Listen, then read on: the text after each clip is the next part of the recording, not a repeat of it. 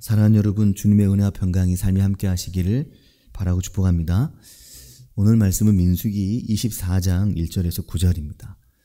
24장의 내용을 보시면 1절, 9절 보시면 아시겠지만 편집이 일반 성경과 약간 다르게 앞부분이 들어가 있죠.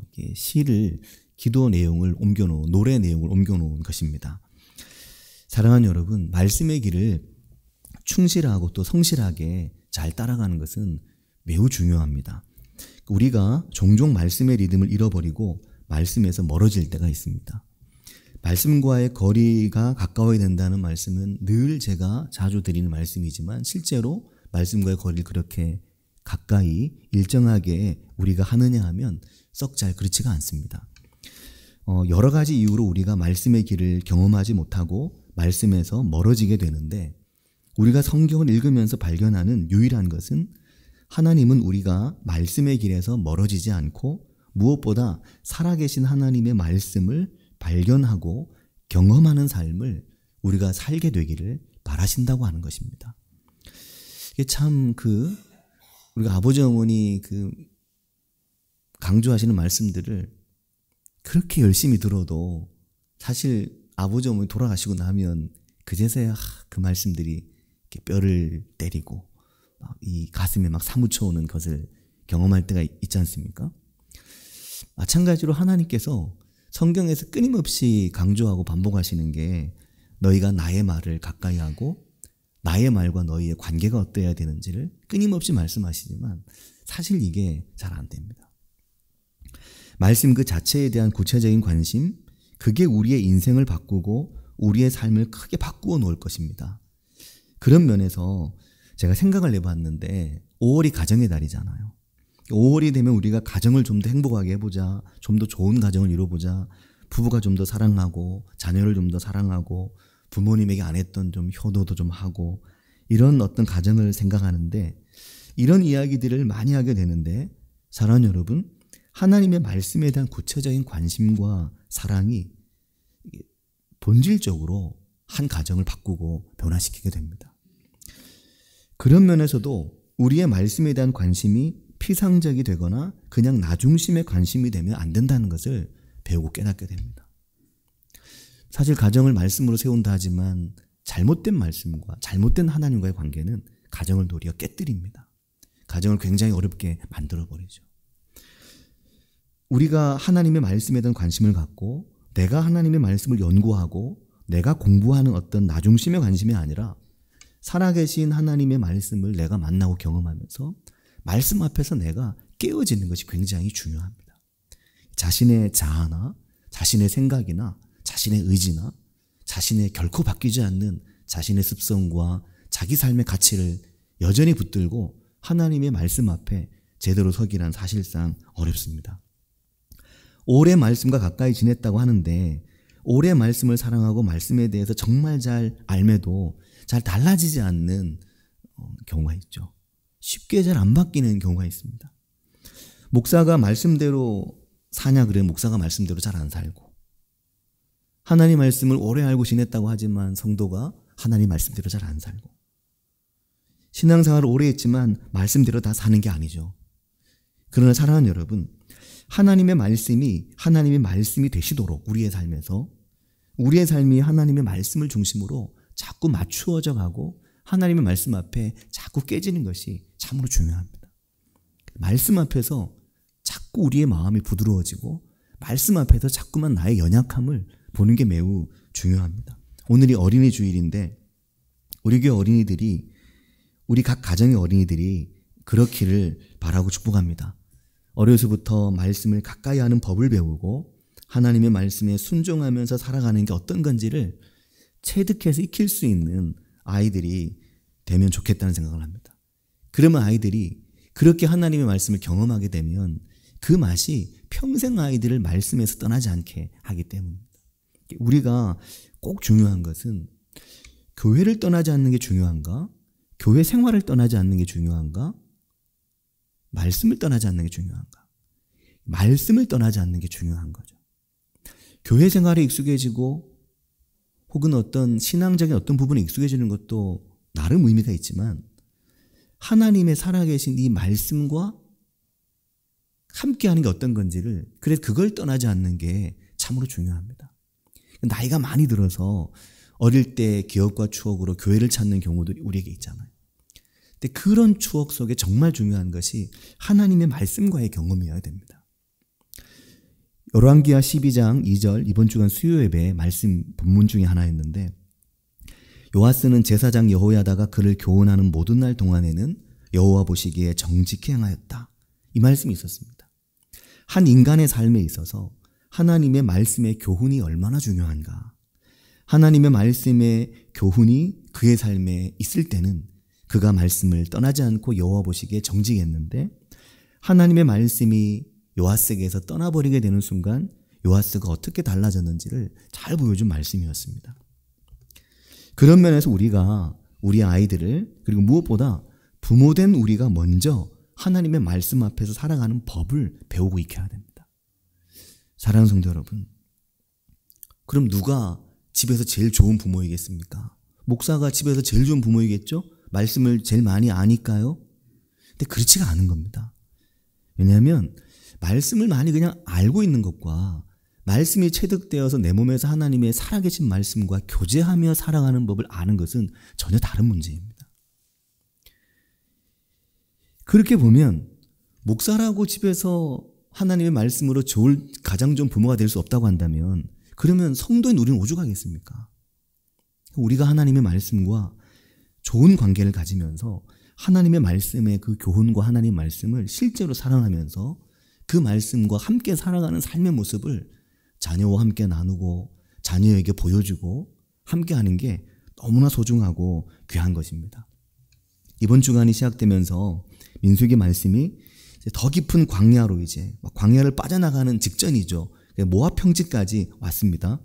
이제 곧 가나안입니다. 여기까지 오는 동안 여러 사건들이 있었습니다. 그 모든 사건들을 뒤로하고 모압 평지까지 도달했는데 요단강만 넘으면 이제 가나안인 거죠. 거의 모든 길을 다 지나온 것 같지만 아직도 남은 과정들이 있었습니다. 그 중에서도 지난 수요일 새벽부터 지금 월요일 내일까지 수, 목, 금, 토, 주, 월 6일 동안 22장, 23장, 24장 민수기의 3개의 장을 내일 아침까지, 이제 월요일 새벽까지 길게 묵상하는데, 이 내용이 모압 왕 발락이 부올의 아들 발람을 초청해서 이 광야에 와서 지금 진을 치고 있는 이스라엘 이 백성들을 저주하게 하려고 하는 사건이 무려 3개 장에 걸쳐서 우리가 묵상한 날로는 6일 동안 길게 이어지게 됩니다. 이거 대단히 큰 사건이라고 생각하게 됩니다. 왜냐하면 우리가 성경의 이야기를 보면 단편 지나가니까 하루 혹은 이어져도 이틀, 3일 그 정도인데 6일 동안 지금 이 이야기를 보는 거죠. 짧은 이야기로 지나가면은 우리가 간단하게 기억하는데, 이게 무려 3장에 걸친 연속된 이야기다 보니까 그 내용을 대충 이해하는 경향이 굉장히 많습니다. 그래서 실제로 이 내용에 대해서 물어보면 발락과 발람의 이야기를 잘 모르고 잘 구분을 하지 못하는 경우가 많습니다. 말씀을 꼼꼼하게 보지 않기 때문에 하나님의 말씀과 살아있는 그 말씀과의 관계를 갖지 않다 보니까 이 내용 자체는 모르고 그냥 그런 이야기 있다 하는 설명된 정도, 그런 요약된 정도만 이 말씀을 알고 이해하는 겁니다. 아마 이 자리에 계신 성도님들 중에서도 새벽 말씀을 따라오신 분들은 발람과 발락 이런 이야기 있었네 하시지만 그래도 잘 안 들어오실 거고, 왜냐하면 한두 번으로는 잘 안 들어오거든요.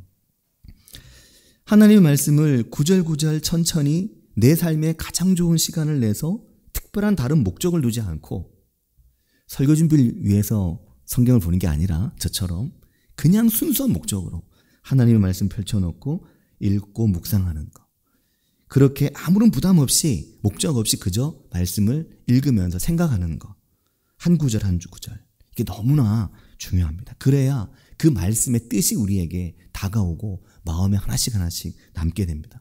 왜 이런 말씀을 드리냐면, 제가 언젠가 발락과 발람의 이야기에 대해서 제가 나름 잘 알고 있다고 생각했거든요. 근데 언젠가 갑자기 발락과 발람에 대해서 짧게 설명을 해야 되는 상황이 저에게 있었습니다.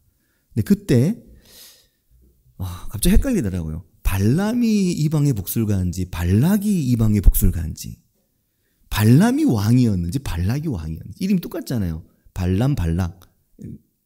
미음, 기억, 받침 하나 틀리고 발음이 똑같이 비슷하잖아요. 이게 헷갈리더라고요. 그리고 내용을 기억해보려고 하니까 내용 자체는 하나도 기억이 안 나는 겁니다. 그냥 딱 기억나는 건 둘 중에 분명히 한 사람이 누굴 불러서 저주하게 하려고 했던 건데 근데 실제로 저주는 안 했어. 그리고 나귀가 중간에 등장했는데 나귀가 또 말을 제대로 안 들었어. 그래서 나귀가 맞았는데 그랬더니 나귀가 말을 했어. 이 정도는 기억나는데 실제로 그 안에 있는 중요한 내용은 하나도 기억이 안 나는 겁니다. 자, 사랑하는 성도 여러분, 말씀을 읽고 묵상할 때 우리가 빠지는 매우 큰 함정 중에 하나는 제가 금방 말씀드린 이건 별로 중요하지 않다는 겁니다. 이 뼈대와 이 줄거리 하나도 안 중요하고 진짜 중요한 건 실제로 발람이 뭐라고 말했는지, 발락이 뭐라고 발람을 불렀는지, 발람이 3번이나 저주를 했는데 뭔 저주를 했는지, 이게 진짜 중요한 겁니다. 근데 정말 중요한 건 하나도 기억이 안 나는 거죠. 제가 너무너무 놀랐습니다, 그때. 그러면서 어떤 생각을 했냐면, 말씀을 진짜 제대로 안 읽는구나. 정말 말씀을 듬성듬성 읽는구나. 내 마음이 너무나 하나님의 말씀에 있어서 길바닥 같다. 길바닥 같다. 마음이 이렇게 하나님 말씀 흡수하지 못하니까 말씀이 마음에 딱 떨어졌는데 아는 것 같았는데 금방 먹어와서 다 집어 먹어버렸구나. 이걸 느끼게 된 겁니다. 말씀이 내게 와서 머무는 시간이 이렇게 없으니까 말씀이 떨어져도 열매가 안 되는구나. 내가 이렇게 사는구나. 이걸 깨닫게 됐죠. 사랑하는 여러분, 하나님의 말씀과 함께하는 시간, 말씀과 함께 머물러 있는 시간이 우리 인생에 있어서 얼마나 중요한 것인지 모릅니다. 우리가 말씀과 오래 머물러 있으면 하나님의 말씀이 우리 안에서 일하기 시작하는 것입니다. 그래서 빌립보서에 보면 1장 6절에 우리가 아는 중요한 말씀 하나 있죠. 너희 안에서 착한 일을 시작하신 이가 그리스도 예수의 날까지 이루실 줄을 우리가 확신하노라. 이거 우리가 아는 말씀인데 이 구절에서 중요한 부분이 하나님이 우리 안에서 어떤 일을, 착한 일을 시작하셨다는 건데 이걸 이루시는 날까지 시간이 경과하는 겁니다. 하나님이 우리 안에서 이 일을 시작하시고 우리 안에 말씀이 머물기 시작하면 하나님이 우리를 바꾸기 시작하신다는 거죠. 시간이 얼마가 걸리든 얼마만큼의 시간이 가든 우리를 새롭게 하고 바꾸어 간다고 말씀을 하는 겁니다. 그래서 바울 사도는 빌립보서 1장 9절에 보면 이렇게 말합니다. 내가 기도하노라 너희 사랑을 지식과 모든 총명으로 점점 더 풍성하게 하사 10절에는 너희로 지극히 선한 것을 분별하며 또 진실하여 허물 없이 그리스도의 날까지 이르도록. 지금은 허물이 많지만 허물이 없이 그리스도의 날까지 이르도록 그렇게 내가 기도한다. 또 11절에는 예수 그리스도로 말미암아 의의 열매가 가득하여 하나님의 영광과 찬송이 되도록 내가 기도한다. 그 일을 해나가겠다는 거죠. 근데 이 과정에 뭐가 있냐면 하나님의 말씀의 씨앗이 거기에 있는 겁니다. 그 말씀을 빌립보 교회여 당신들이 품고 그 말씀을 사랑하고 있으니 하나님이 시작하신 이 착한 일을 하나님이 완성시켜 나갈 것입니다. 그 이야기를 하는 거죠. 교회 마당에 교회학교 아이들이 만들어둔 하나님 말씀이 떨어지는 4개의 밭 한번 보셨습니까? 거기 혹시 들여다보셨나요? 혹시 안 보셨으면 오늘 비가 오지만 돌아가시는 길에 꼭 여기 남자 화장실 그 수도가 거기에 있는 화분 4개를 한번 보시기 바랍니다. 제가 길가에서 자라는 그 씨앗은 좀 몇 개 뽑아버렸어요. 너무 잘 자라더라고요. 뽑아버렸는데 그건 이제 사기가 아니고 왜냐하면 그 좋은 땅에서만 씨가 자라야 되잖아요. 근데 길가에도 자라고 막 자라더라고요. 근데 그게 왜 그랬냐면 길가는 성경이 말씀하는 길가는 완전 길바닥을 말하는 겁니다. 단단한 길바닥. 근데 거기는 애들이 올라가 밟긴 밟았지만 푸석푸석한 거죠. 그러니까 씨가 거기서 들어가서 싹이 났더라고요. 야, 대단하다 싶었습니다. 돌밭에도 싹이 나왔더라고요. 와, 진짜 대단하다. 그래서 돌밭에 싹이 난 거 그냥 뒀습니다. 왜냐하면 그 흙이 얇은 돌밭에는 싹이 나는 걸로 성경이 돼 있어서 한번 거기 한번 보시길 바라는데, 근데 그 길가를 보니 근데 확실히 좋은 땅과 길가에 싹이 난 정도는 엄청난 차이가 납니다. 좋은 땅에는 완전 엄청 많이 자랐거든요. 근데 길가는 그나마 밝기도 하고 막 일어나서 보니까 몇 개 안 자랐더라고요. 몇 개 또 나기도 했습니다. 근데 그렇게 길가에 떨어진 그것이 하나님 말씀을 품질 못하니까 금방 사단이 와서 그 말씀의 씨앗들을 집어가고 그 말씀의 씨앗들이 싹이 금방 나지만 죽고 그러는 겁니다. 근데 이번 주간에 민수기 22장부터 이방의 복술가인 발람에 대한 말씀을 읽으면서 이 말씀 속에서 세상의 욕심과 세상의 것에 익숙해져 있는 한 사람, 평생 점을 치고 복술을 하면서 살아온 사람이거든요. 근데 놀랍게도 이 점치고 복술을 하면서 이방의 예언자로 복술가로 정체성이 별로 없어요. 그런 이 발람이라고 하는 사람이 참 놀랍게도 자꾸만 그를 하나님이 부르시고 또 이 특별한 일을 경험하게 되면서 발람의 인생이 달라지고 있는 것을 말씀을 통해서 보게 되는 겁니다. 그의 경험이 매우 놀랍죠. 그는 그냥 이방의 복술가였습니다. 근데 꽤 유명한 복술가였습니다. 우리도 보면 주변에 좀 유명한 무당들이 있잖아요. 여기 공도 가는 길로도 가다 보면 거기 길 모퉁이에 아주 뭐 점치는 집, 뭐 이렇게 점 보는 집 이렇게 해놓은 집도 있는 것 같고 곳곳에 보면 약간 유명한 이들이 있는데 이 발람이 아주 유명했습니다. 그 당시에 그 미디안 지역, 그 광야 인근에서는 소문난 소위 말하는 점쟁이였죠. 근데 그 지역에 대한 거의 모든 정보를 가지고 있는 미디안의 장로들이 그 사람을 딱 집어서 그를 추천할 정도였으니까 발람이 대단했습니다. 왜 그를 모압왕 발람에게 추천했냐면 이 발락이 왜 그 발람을 불러오려고 했냐면 발락 왕의 마음에 지금 두려움이 너무나 컸기 때문입니다. 22장 3절에 보면 나오는데 모압이 심히 두려워하였으니 이스라엘 백성이 많음으로 말미암아 모압이 이스라엘 자손 때문에 번민하였다. 그렇게 말합니다. 이스라엘 백성이 엄청난 인원이 지금 몰려들어온 거죠. 그래서 광야에 진을 치고 모압을 위협하고 있다고 느낀 겁니다. 광야로부터 밀려온 이스라엘 백성이 너무나 많았던 거죠. 그래서 발락 왕이 복술가 발람을 불렀습니다. 와서 나를 위해 이 백성을 저주를 좀 해주면 좋겠다. 왜냐하면 당신이 저주를 하면 그 백성이 저주를 받고 당신이 복을 빌면 복을 빈 그 대상이 복을 받는 걸 내가 들었다. 당신이 와서 이 백성을 저주를 해주면 이 백성들이 저주를 받고 이 백성들이 좀 안 되게 되기를 바란다 하는 것입니다. 민수기 22장 6절에 그 말씀이 나오는데 발락이 발람에게 사람을 보냈습니다. 와서 나를 도와달라.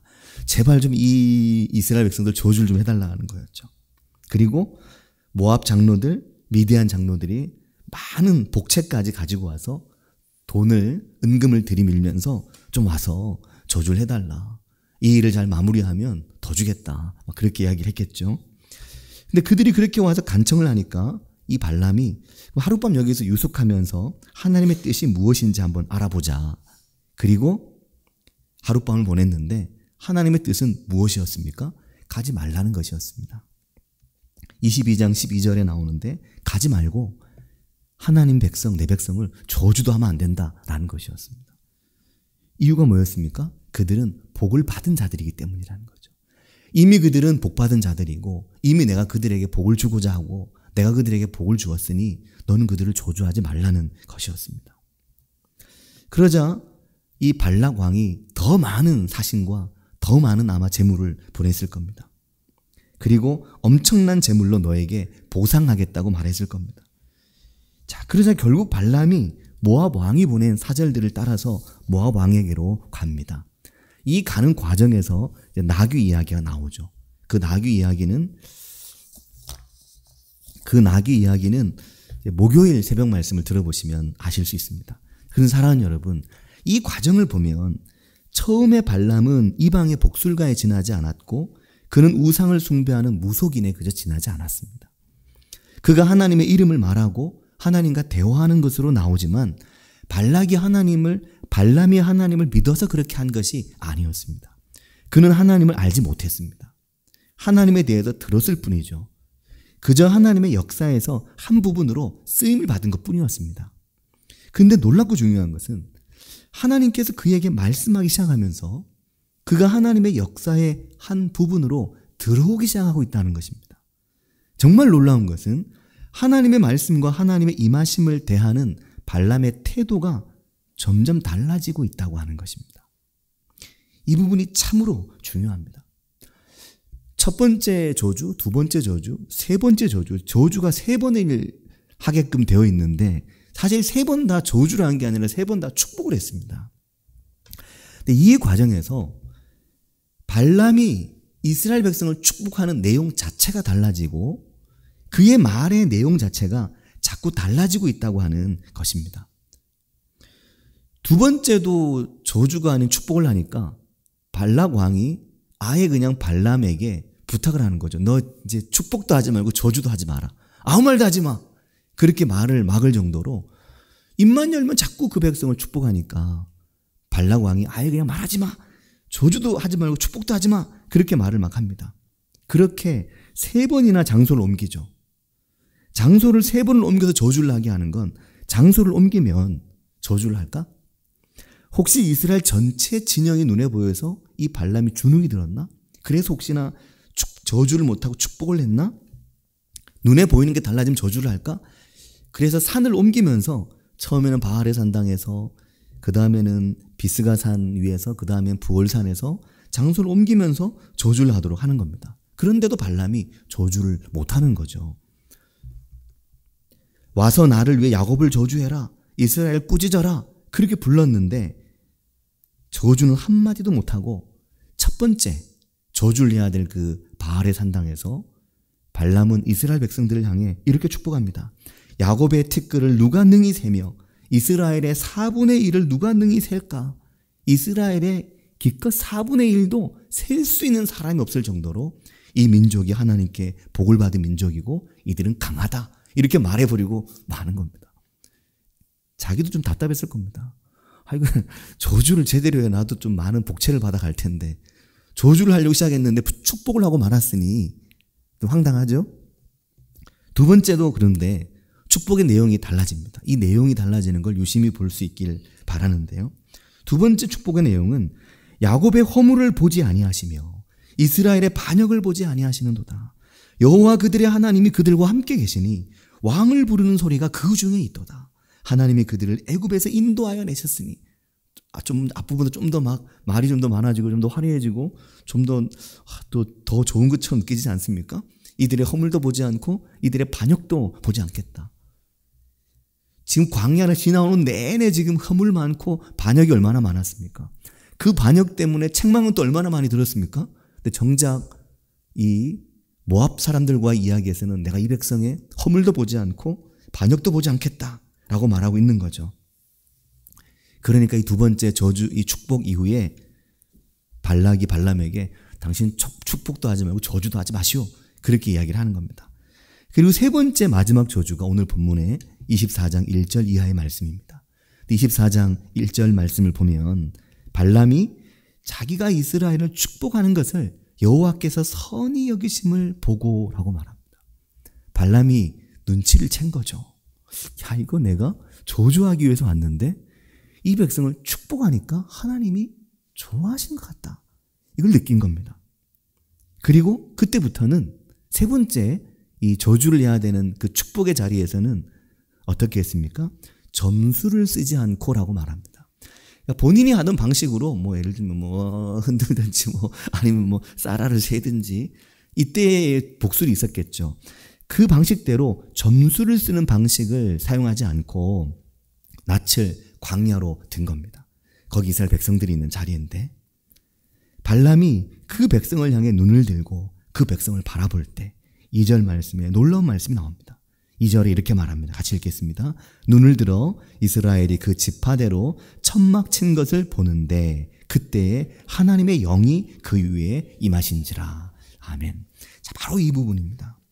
민수기에서 하나님의 영이 임하신지라라는 말씀 매우 중요합니다. 뒤에 가면 36장, 37장에 가면 이스라엘의 다음 후계자인 모세 뒤에 여호수아를 세울 때 하나님께서 그는 여호와의 영이 임하는 자다. 영이 함께하는 자다. 그렇게 인정하시는 장면이 나오거든요. 지금 그 전까지 첫 번째, 두 번째 축복의 자리에서 혹은 그 앞에서 하나님의 영이 그에게 임하셨다는 말씀은 없었습니다. 그런데 이 세 번째 자리에서 하나님의 영이 그에게 임하시게 된 거죠. 그러자 이 예언의 내용 자체가 달라지게 되는데 이 부분도 매우 중요합니다. 어떻게 달라지게 되냐면 24장 3절을 보면 같이 읽어볼까요? 그가 예언을 전하여 말하되 부올의 아들 발람이 말하며 눈을 감았던 자가 말하며 4절에 하나님의 말씀을 듣는 자 전능자의 환상을 보는 자 엎드려서 눈을 뜬 자가 말하기를. 아멘. 자, 여기 9절에 보면 발람이 자기가 누구인지를 알게 되는 거죠. 하나님의 영이 그에게 임하실 때, 하나님의 기름 부으심이 그에게 임할 때 먼저는 자기가 누군지를 깨닫게 된 겁니다. 아, 내가 눈을 감았던 자였구나. 내가 눈을 뜨고 있었지만 눈을 감고 있던 자였구나. 하나님의 말씀을 드디어 내가 듣는구나. 전능자의 환상을 드디어 내가 보는구나. 엎드려서 하나님 앞에 엎드려서 드디어 내가 눈을 떴구나. 그러면서 자기 자신이 이제 참으로 이 백성을 축복하고 하나님이 참으로 이 백성을 축복하는 사람으로 나를 부르셨다는 걸, 이걸 깨닫고 발견하게 된 겁니다. 그동안은 그저 쓰임새가 있는 이방의 복술가 한 사람에 지나지 않았지만 지금 이 발람은 그의 존재 자체에 변화가 일어나기 시작한 겁니다. 그 존재 자체에 일어난 변화로 그가 그 백성을 축복하는 거죠. 5절과 6절을 보면 야곱이여 내 장막들이 이스라엘이여 내 거처들이 어찌 그리 아름다운가. 그 벌어짐이 골짜기 같고 강가의 동산 같으며 여호와께서 심으신 침향목들 같고 물가의 백향목들 같도다. 그러면서 그 백성을 막 축복을 하는 겁니다. 사랑하는 성도 여러분, 우리가 누군가를 축복하는 것은, 우리가 누군가에게 축복의 말을 하는 것은 우리의 존재적인 변화와 우리의 삶에 하나님께서 우리에게 주신 참으로 귀하고 소중한 특권이고 은혜입니다. 그냥 좋은 말, 그냥 칭찬의 말 할 수 있지만 그것이 아닌 하나님이 여호와의 영의 임하심으로 우리에게 누군가를 축복하게 하고 축복의 말을 하게 할 때 그 대상이 참으로 중요합니다. 그 대상이 누구인가? 하나님이 사랑하시는 내 아이들, 하나님이 사랑하시는 교회의 또 아이들, 하나님이 사랑하시는 교회의 성도들과 또 하나님이 사랑하는 내 남편과 내 아내와 하나님이 사랑하는 내가 알고 지내고 있는 내 주변에 있는 하나님의 사람들, 그들을 바라보면서 하나님께서 아이들의 허물도 보지 않고 아이들의 반역도 보지 않고 하나님 이들을 참으로 하길 원하시고 하나님 참으로 이들을 복주길 원하신다. 그것을 알고 축복의 말을 할 수 있는 것이 우리 인생에 너무나 소중하고 중요합니다. 그 축복이 내 존재를 바꾸는 것이고 그 축복을 받는 사람을 복되게 한다는 것을 오늘 이 민수기의 말씀 우리에게 말씀을 하고 있는 것입니다. 특별히 어린이 주일을 맞아 우리가 우리의 자녀들을, 우리의 아이들을 많이 축복하고 아이들에게 참으로 귀하고 따뜻하고 사랑이 넘치는 말, 이걸 넘어서서 하나님이 축복하게 하는 그 말씀으로 축복할 수 있는 그런 은혜가 우리의 삶에 있길 바라고 축복합니다. 그 축복의 말을 하나님께서 우리에게 심어주게 되시기를 바라고 축복합니다. 하나님께서 복 주신 말씀, 하나님께서 이렇게 축복해라, 이렇게 축복해 주어라 라고 우리에게 주시는 그 말씀들이 있는 인생이 우리가 되어서 참으로 우리가 우리의 자녀들을 축복하고 그 아이들의 인생을 하나님께 맡길 수 있는 그런 복된 은혜가 우리의 삶에 함께 하시기를 바라고 축복합니다. 같이 기도하겠습니다.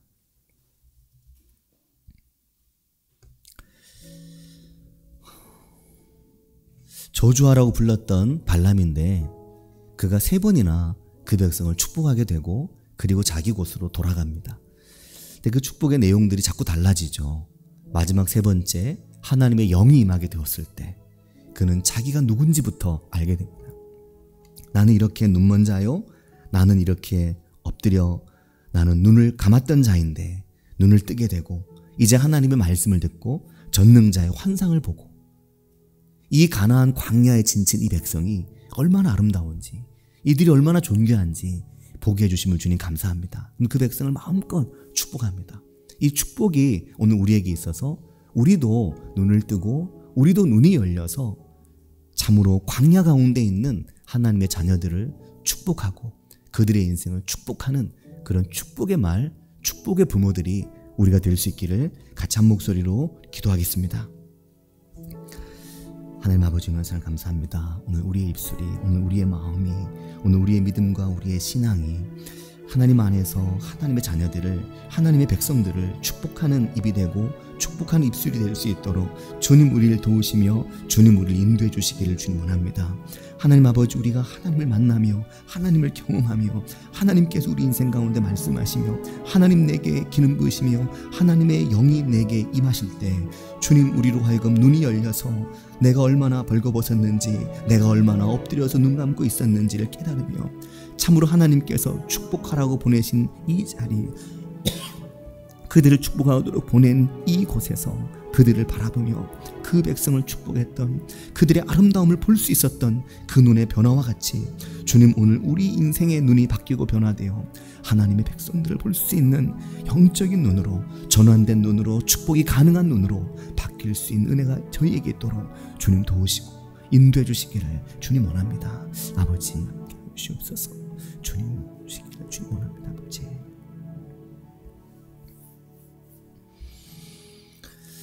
하나님 아버지, 이미 그 백성은 하나님께서 복을 주기로 작정하셨고 하나님의 복을 받은 민족이라고 주님께서 말씀하셨습니다. 그래서 네가 이들을 저주하지 말라고 말씀을 하셨습니다. 하나님 아버지, 오늘 우리의 자녀들도, 오늘 주님 안에서 우리가 함께 만나는 믿음의 지체들도 이미 하나님 안에서 복을 받은 이들이며 그들의 흉과 그들의 허물을 하나님께서 보지 않으려고 마음먹으신 지체들임을 주님 우리가 말씀을 통해서 알고 있습니다. 하나님 아버지, 저희들의 눈을 바꾸셔서, 저희들의 시야를 바꾸셔서 저희가 볼 수 있는 것을 볼 수 있도록 저희의 눈을 열어주셔서 나귀도 보는 것을 우리가 못 보는 것이 아니라 참으로 우리의 눈을 열려 하나님께서 내게 주신 하나님의 사람들, 하나님이 내게 주신 복된 믿음의 자녀들, 그들에게 복 주길 원하시고 그들에게 복을 이미 주신 하나님의 그 복을 볼 수 있는 눈이 저희에게 활짝 열리도록 주님 인도해 주셔서 하나님 아버지, 발람의 눈이 열려 그 백성이 얼마나 아름다운지, 그 백성이 어찌나 아름다운지, 그 백성이 강가의 동산 같으며 여호와께서 심으신 물가의 백향목 같다고 아름다움을 노래했던 발람과 같이 주님 오늘 우리의 눈이 열려 우리의 자녀들을 노래하며 우리의 자녀들을 축복하며 그들의 인생을 축복할 수 있는 믿음의 부모들이 될 수 있도록 저희들을 인도해 주시기를 주님 원합니다. 주님 저희와 함께 하시기를 간절히 바라고 나오며 예수님의 이름으로 기도합니다. 아멘.